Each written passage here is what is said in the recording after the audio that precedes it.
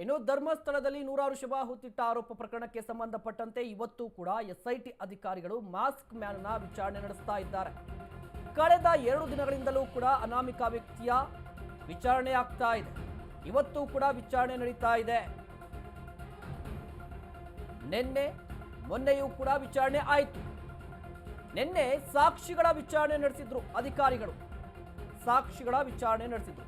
So ಈಗ ಸಾಕ್ಷಿಗಳ ಹೇಳಿಕೆಯ ಮೇಲೆ ಅನಾಮಿಕ ವ್ಯಕ್ತಿಯ ವಿಚಾರಣೆಯಾಗ್ತಾ ಇದೆ. ಒಂದು ಕಡೆ ಉತ್ಖನನ ಸ್ಟಾಪ್ ಆಗಿದೆ.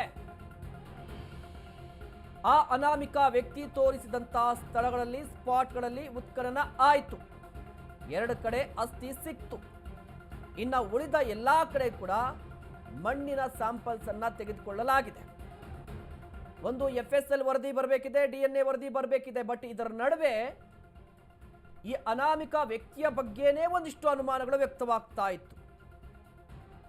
ರಾಷ್ಟ್ರೀಯ ಮಾಧ್ಯಮಕ್ಕೆ ಸಂದರ್ಶನವನ್ನ ಕೊಡ್ತಾ ಈ ಅನಾಮಿಕ ವ್ಯಕ್ತಿ ನಾನೊಬ್ಬನೇ ಮಾಡಿಲ್ಲ, ನನ್ನ ಜೊತೆ ನನ್ನ ಭಾವ ರಾಜು ಅನ್ನುವಂಥ ವ್ಯಕ್ತಿ ಎಲ್ಲರೂ ಕೂಡ ಇದ್ರು.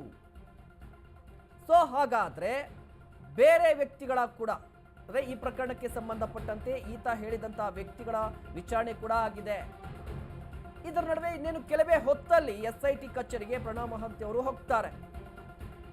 ತನಿಖಾಧಿಕಾರಿಗಳ ಜೊತೆ ಮೀಟಿಂಗ್ ಅನ್ನ ಮಾಡ್ತಾರೆ. ಇಲ್ಲಿಯವರೆಗೂ ಏನೆಲ್ಲ ಆಗಿದೆ, ತನಿಖೆ ಇಲ್ಲಿಯವರೆಗೂ ಏನೆಲ್ಲ ಆಗಿದೆ ಅನ್ನೋದ್ರ ಬಗ್ಗೆ ಮಾಹಿತಿಯನ್ನ ಪಡೆದುಕೊಳ್ತಾರೆ. ಜೊತೆಗೆ ಮುಂದೆ ತನಿಖೆ ಯಾವ ಆಯಾಮವನ್ನ ಪಡೆದುಕೊಳ್ಳುತ್ತೆ, ಯಾವ ಆಯಾಮದಲ್ಲಿ ತನಿಖೆ ನಡೆಸಬೇಕು, FSL ವರದಿ ಯಾವಾಗ ಬರುತ್ತೆ, ಅದ್ರ ಬಗ್ಗೆ ಏನಾದರೂ ಮಾಹಿತಿ ಇದೆಯಾ, DNA ಬರಬೇಕಿದೆ, DNA ವರದಿ ಬರಬೇಕಿದೆ.